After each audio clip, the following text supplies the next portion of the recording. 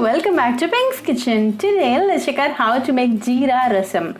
This is a very healthy recipe and an immunity booster, so let's quickly check out the ingredients and get started. To a mortar and pestle, add a teaspoon of peppercorns and a teaspoon of jeera. Grind this to a fine powder.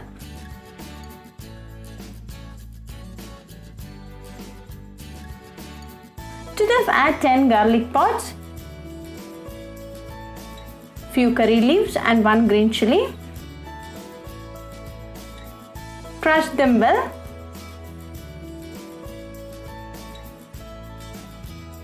Keep this ready. Now let's start the rasam preparation. Heat a mud pot. To this, add a teaspoon of oil. When the oil is nice and hot, add 1/4 teaspoon of fenugreek, 1 teaspoon of cumin seeds, few curry leaves, 2 dried red chilies and a pinch of asafoetida. Give this a quick mix. Then add the crushed ingredients.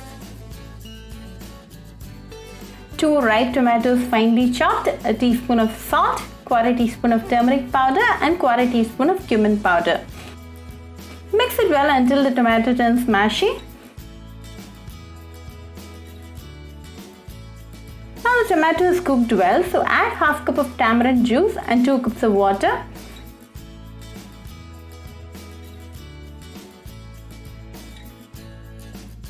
Mix it well and allow it to come to a boil. Once it starts to boil, off the flame and sprinkle some chopped coriander leaves. Now a delicious Jeera Rasam is ready. Very healthy and definitely an immunity booster. Serve it nice and hot with some steamed rice and enjoy with your family and friends.